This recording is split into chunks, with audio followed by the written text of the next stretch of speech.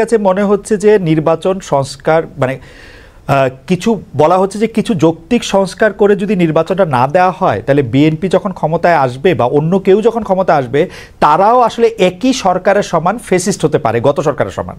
তো সেইটা চিন্তা করে তাদেরকে সংস্কারের কথা বলা হচ্ছে। আমি এটার সঙ্গে একেবারেই একমত নই।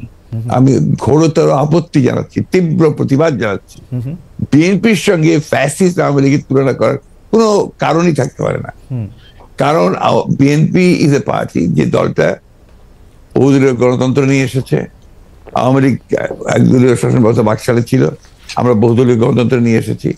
আমরা সংসদীয় গণতন্ত্র নিয়ে এসেছি, ম্যাডাম জিয়া নিয়ে এসেছেন।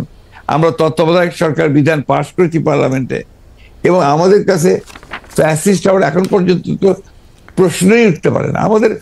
আমাদের যে পার্টির স্ট্রাকচার, আমরা যে কাজ করেছি, সেগুলো সমস্ত গণতন্ত্রের পক্ষে গেছে। এবং 14 বছর লড়াই করেছি তো ফ্যাসিস্ট হওয়ার জন্য নয়, গণতন্ত্রকে প্রতিষ্ঠা করবার জন্য।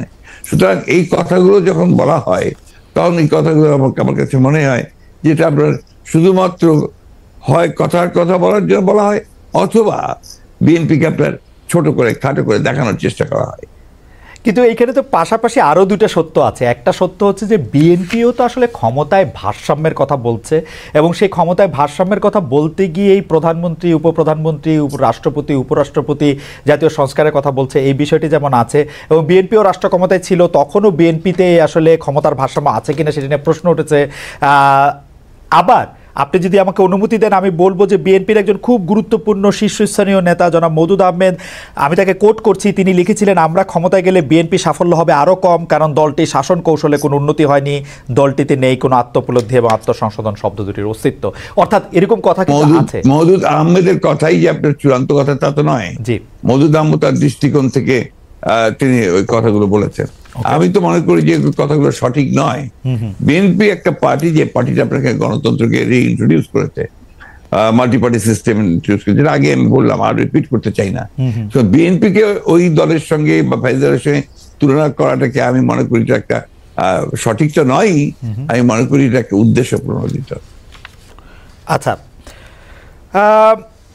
আরেকটি ব্যাপার, সেটি হচ্ছে আমার আগেকার প্রশ্নের সাথে সম্পর্কিত, যে গণ অভ্যুত্থানের মুখে শেখ হাসিনার দেশ ছেড়ে পলায়ন, আওয়ামী লীগের নিষ্ক্রিয়তা এক ধরনের, মানে আওয়ামী লীগ দেশের রাজনৈতিক প্রেক্ষাপট থেকে বাদ হয়ে গেছে। কেউ কেউ আমাদের মিডিয়ার ভাষায় কেউ কেউ বলছেন যে একটা -1 হয়ে গেছে।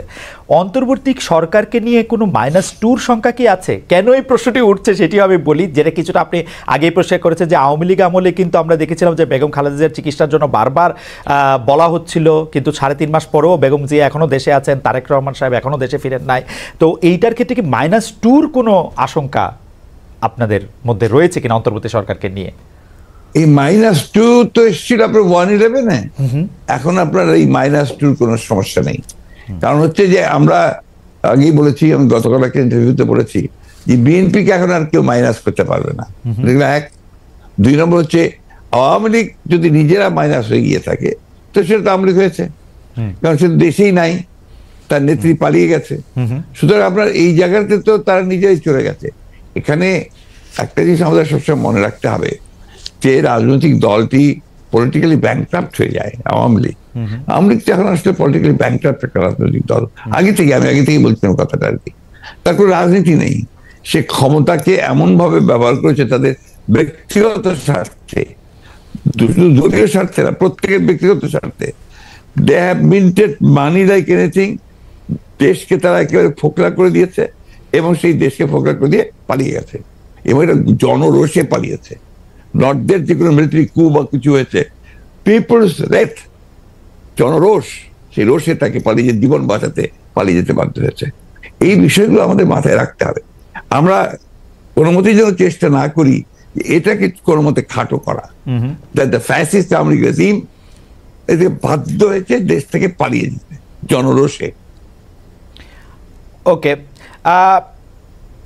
গত 15 বছরে আওয়ামী লীগের শাসনকে যে ফেসিবাদী বলা হচ্ছে, এবং তার যে পালিয়ে যাওয়াটা, যেটি আসলে আপনি এখন বর্ণনাও করলেন, দুর্নীতি, তারপরে নানা ধরনের নানা কারণে, কিন্তু তার পেছনে আপনাদের আমলে যে 20 বছর আগে 21 আগস্টে গ্রেনেড হামলা, বিচারকদের বয়স বাড়িয়ে তত্ত্বাবধায়ক সরকারকে প্রশ্নবিদ্ধ করার মাধ্যমে শেখ হাসিনাকে কর্তৃত্ববাদী শাসনের দিকে নিয়ে যাওয়া, এ নিয়েও আসলে নানা ধরনের আলোচনা আছে। এই দুটি ঘটনা যদি হাইন্ডসাইট আপনি একটু দেখেন, যে মানে যেগুলি হচ্ছে ক্রাইমের ঘটনা, অর্থাৎ হচ্ছে 21 আগস্টের গ্রেনেড হামলা, 10 ট্রাক অস্ত্র, আবার অন্যদিকে তত্ত্বাবধায়ক সরকার ব্যবস্থাটাকে একটা এরকম জায়গায় নিয়ে যাওয়া, এই দুটিকে আপনি আপনার মূল্যায়ন আমরা একটু শুনতে চাই যে দুটি। আপনার 21 আগস্টের যে ঘটনা, এই ঘটনার সঙ্গে বিএনপিকে জড়িত করা এবং বিশেষ করে তারেক রহমান সাহেবকে জড়িত করা, এটা পুরোপুরি ভাবেই রাজনৈতিক উদ্দেশ্য প্রণোদিত। এটা কোনো মতেই বিএনপি এর সঙ্গে জড়িত তো নয়ই, বরঞ্চ আমি মনে করি যারা বিএনপিকে শত্রু হিসেবে চেনে তারা জড়িত, এবং এখানে বেনিফিশিয়ারি কারা হয়েছে সেই বিষয়টা আমাদেরকে অবশ্যই লক্ষ্য রাখতে হবে। 21 আগস্টের মামলায় who was the beneficiary? Beneficiary was Awami League. কারণ বিএনপি ক্ষমতায় থেকে সে এমন কোনো ঘটনা ঘটাবে কেন যে ঘটনাটা তার বিপক্ষে যাবে? এটা গেল 1 নম্বর। আর আপনি যে প্রসিডিংস গুলো দেখেন সমস্ত, আপনি তো একসময় বিচার বিভাগের মানুষ ছিলেন, দেখবেন যে তারেক সাহেবকে এখানে জড়িত করা হয়েছে 4টা আপনার আইও চেঞ্জ করার পরে। সর্বশেষ যে আইও নিয়ে আসা হয়েছে সে হচ্ছে আওয়ামী লীগ দলীয় ভুক্ত কাহার এখন যে আপনার নিজে থেকেই তাদের নির্দেশে সে এই চার্জশিটটা করেছে, যেটা কোনো সম্পর্ক নেই।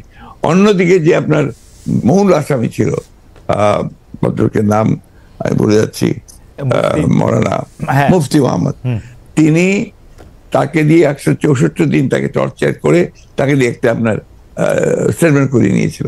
পরে দেখা গেছে যে উনি নিজেই সেটাকে আবার ভোগ করেছেন, বলেছেন যে এটা আমাকে টর্চার করে নেওয়া হয়েছে। এবং দেখেন কিভাবে কি মারাত্মক ঘটনা, কোথায় চলে গিয়েছিল সবকিছু।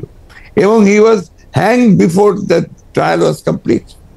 তো যে প্রধান আসামি তাকে আপনি আগেই অন্য একটা মামলাতে ঝুলিয়ে দিলেন যাতে আসল সত্যটা বেরিয়ে নিয়ে আসে। তো এই কথাগুলো কিন্তু কেউ আপনার ইনভেস্টিগেটিভ জার্নালিজম করে না, যার ফলে এই বিষয়গুলো আসে। আপনারা পলিটিক্যাল জিনিসটাকে নিয়ে চেষ্টা করেন, আমি বলি শেষ করি প্লিজ, ইনভেস্টিগেটিভ জার্নালিজমটা সিরিয়াসলি করেন এবং এটাকে ফাইন্ড আউট করেন যেটা আসলে ব্যাপারটা কি ছিল। সেটা করছেন না, করছেন যে বিএনপি কিন্তু সব করার জন্য করছেন। এটাকে আমি মনে করি এটা এক ধরনের রাজনৈতিক উদ্দেশ্য প্রণোদিত। ওকে।